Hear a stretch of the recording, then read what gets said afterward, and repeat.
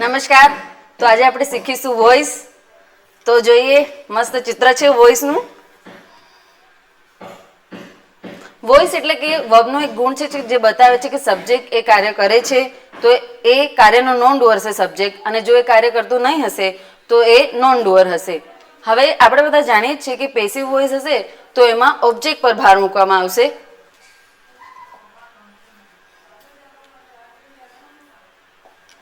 Passive વોઇસમાં object પર ભાર મૂકવામાં આવે છે, જ્યારે એક્ટિવ વોઇસમાં સબ્જેક્ટ પર ભાર મૂકવામાં આવે છે. એક્ઝામ્પલ તરીકે, સોહન લવડ હિઝ સોસાયટી. એમાં સોહન એ ડુઅર છે. હવે એનું પેસિવ કરીએ આપણે તો the society was loved by Sohan. હવે પેસિવ વોઇસમાં એક વસ્તુ ધ્યાન રાખવા જેવી છે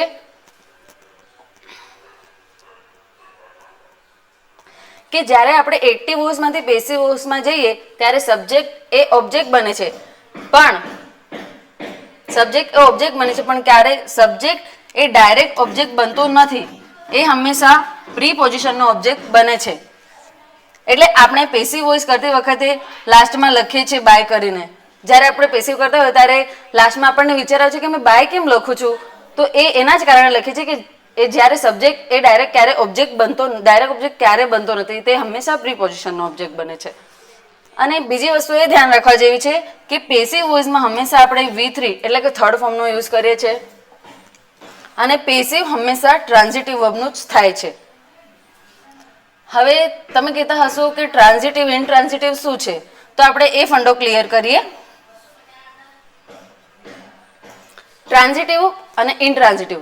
ટ્રાન્ઝિટિવ વર્બ હશે તો એની અસર બીજા સુધી જશે, અને ઇનટ્રાન્ઝિટિવ હશે તો એની અસર બીજા સુધી જશે નહીં, એ પોતે કરતા પર જ થશે. ધારો કે ટ્રાન્ઝિટિવ એટલે કે a verb that requires on object to act upon. ટ્રાન્ઝિટિવના આપણે થોડા એક્ઝામ્પલ હોય, જેમ કે to catch, to carry, to bring વગેરે વગેરે. અને ઇનટ્રાન્ઝિટિવ હશે તો એની અસર પોતા સુધી જ રહે છે. ધારો કે to leave, to clean, to sing, to jump, to shine વગેરે વગેરે.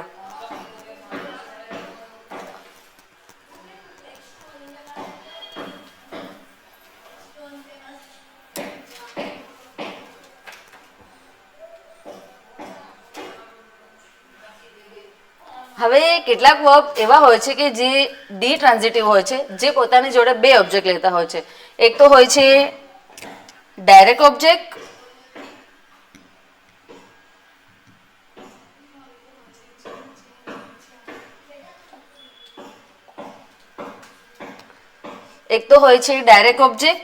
અને બીજો હોય છે ઇનડાયરેક્ટ ઓબ્જેક્ટ.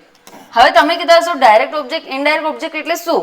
તો જ્યારે આપણે સેન્ટેન્સમાં વોટ વડે સવાલ પૂછીએ અને જે ઓબ્જેક્ટ મળે એને આપણે ડાયરેક્ટ ઓબ્જેક્ટ કહીએ છીએ, અને ઇનડાયરેક્ટ ઓબ્જેક્ટ એટલે હુમ વડે સવાલ પૂછવાથી જે આપણને આન્સર મળે એને આપણે ઇનડાયરેક્ટ ઓબ્જેક્ટ કહીએ છીએ. ધારો કે એવા કેટલાક વર્બ્સ છે જે ડી ટ્રાન્ઝિટિવ છે. એક્ઝામ્પલ તરીકે ગીવ, બાય, ટીચ વગેરે વગેરે. હવે આપણે એક્ઝામ્પલ જોઈએ.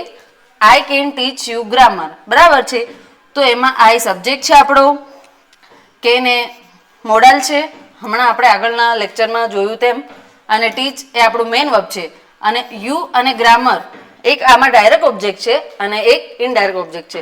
બરાબર, તો આ ગ્રામર છે આપણો ડાયરેક્ટ ઓબ્જેક્ટ છે અને યુ છે આપણો ઇનડાયરેક્ટ ઓબ્જેક્ટ છે. હવે આપણે વોટ વડે સવાલ પૂછીએ તો આપણને ગ્રામર આન્સર મળે એટલે આપણે ડાયરેક્ટ ઓબ્જેક્ટ થયો, અને હુમ વડે સવાલ પૂછવાથી આપણને ઇનડાયરેક્ટ ઓબ્જેક્ટ મળે છે. મેં કીધું એમ કે વોટ વડે ક્વેશ્ચન પૂછવાથી ડાયરેક્ટ ઓબ્જેક્ટ મળે છે અને હુમ વડે ક્વેશ્ચન પૂછવાથી ઇનડાયરેક્ટ ઓબ્જેક્ટ મળે છે. હવે આપણે આગળ જોઈએ. હવે આપણે જોઈશું કે એક્ટિવ વોઇસ અને પેસિવ વોઇસનું સ્ટ્રક્ચર એ પણ ટેન્સ પર કેવું હોય છે. તો જ્યારે આપણે આમાં 3 ફોર્મ જોઈશું, એક સાદો, એક ચાલુ, એક પૂર્ણ. હવે જ્યારે આપણને એક્ઝામમાં આવતું હોય છે કે વિલ જોડે ફર્સ્ટ ફોર્મ હોય તો એનું પેસિવ શું થશે, તો વિલ બી જોડે થર્ડ ફોર્મ કરીએ છીએ આપણે. અને આપણે લોકો જાણીએ છીએ કે પેસિવમાં હંમેશા આપણે થર્ડ ફોર્મનો જ યુઝ કરીએ છીએ.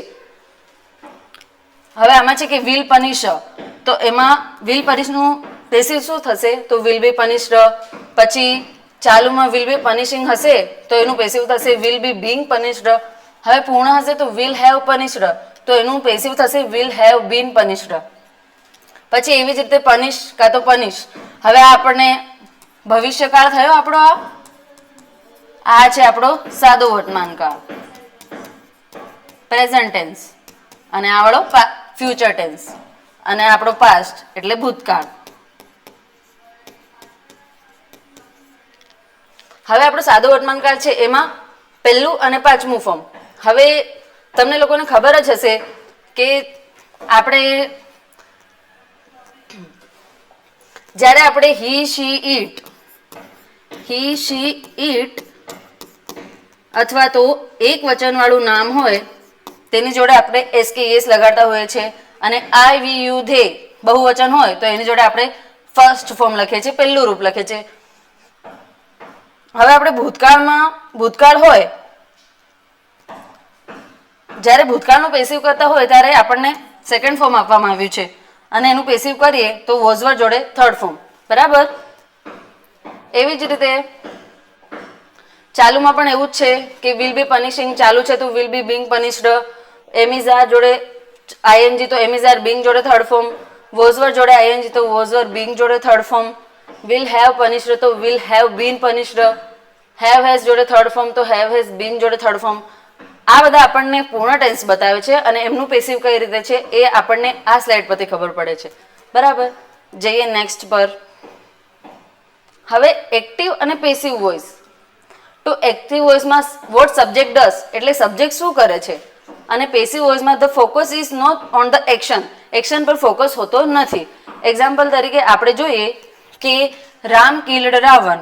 ઓકે, આ આપણું એક્ટિવ સ્ટ્રક્ચર છે, અને એનું પેસિવ છે Ravan was killed by Ram. Okay, તો હવે તમે જોશો કે અહીંયા જે કિલ છે એ આપણું ટ્રાન્ઝિટિવ વર્બ છે. બરાબર. હવે મેં તમને આગળ સમજાવ્યું કે ટ્રાન્ઝિટિવ અને ઇનટ્રાન્ઝિટિવ. ટ્રાન્ઝિટિવ હશે તો એ પોતાની પાછળ ઓબ્જેક્ટ લેશે, અને ઇનટ્રાન્ઝિટિવ હશે તો એ ઓબ્જેક્ટ લેશે નહીં. એ પ્રીપોઝિશન લઈને પછી ઓબ્જેક્ટ લેશે, પણ એ ઓબ્જેક્ટ એ પ્રીપોઝિશનનો ઓબ્જેક્ટ કહેવાશે, સબ્જેક્ટનો ઓબ્જેક્ટ થશે નહીં. અને હંમેશા હેપનિંગ એ ઇનટ્રાન્ઝિટિવ જ હોય છે. હવે આમાં છે કે રામ કિલ્ડ રાવણ. બરાબર. તો આમાં રામ સબ્જેક્ટ છે, કિલ્ડ એ ટ્રાન્ઝિટિવ વર્બ છે, અને હંમેશા ટ્રાન્ઝિટિવ વર્બ પોતાની પાછળ ઓબ્જેક્ટ લે છે. તો અહીંયા રાવણ એ આપણો ઓબ્જેક્ટ છે. તો જ્યારે આપણે આનું પેસિવ કરીએ કે Ravan was killed by Ram, આનું પેસિવ છે. બરાબર.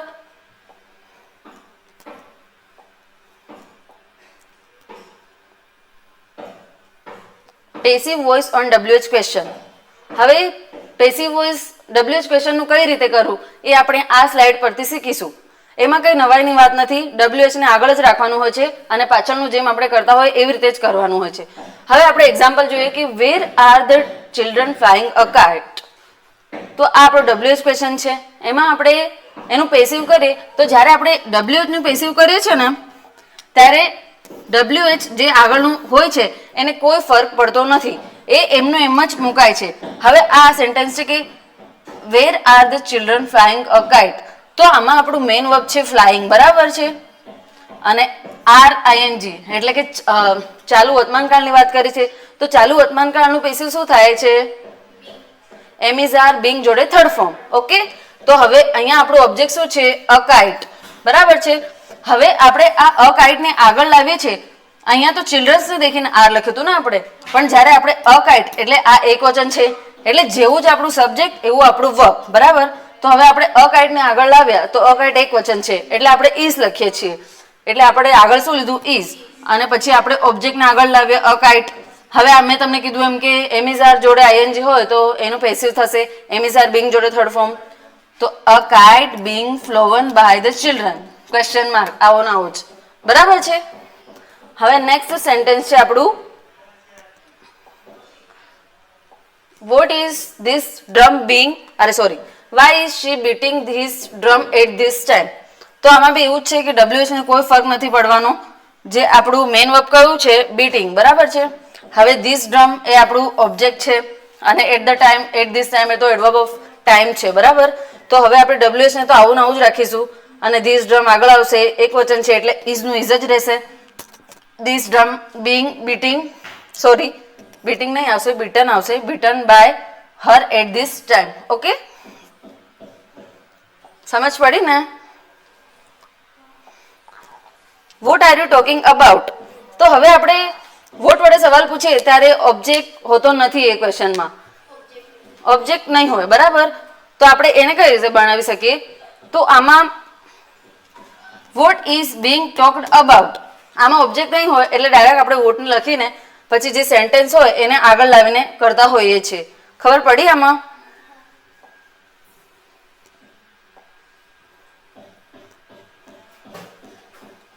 ચલો હવે નાનો આપણે રિવ્યુ લઈ લઈએ લેક્ચરનો.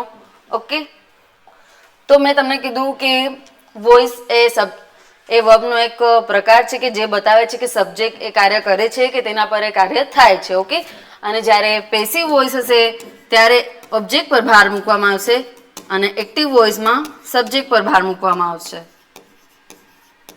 અને મેં કીધું એમ તમને કે પેસિવ હંમેશા ટ્રાન્ઝિટિવ વર્બનું જ થાય છે, બરાબર. ઇનટ્રાન્ઝિટિવનું ક્યારેય પેસિવ થતું નથી. ઇનટ્રાન્ઝિટિવને ટ્રાન્ઝિટિવ બનાવવા માટે આપણે પ્રીપોઝિશનનો ઉપયોગ કરીએ છીએ. એટલે જ્યારે બી આપણે પેસિવ કરીએ છીએ ત્યારે લાસ્ટમાં આપણે બાય કરીને લખતા હોઈએ છીએ. આઈ હોપ કે તમને આ લેક્ચરમાં ખબર પડી હશે. Thank you.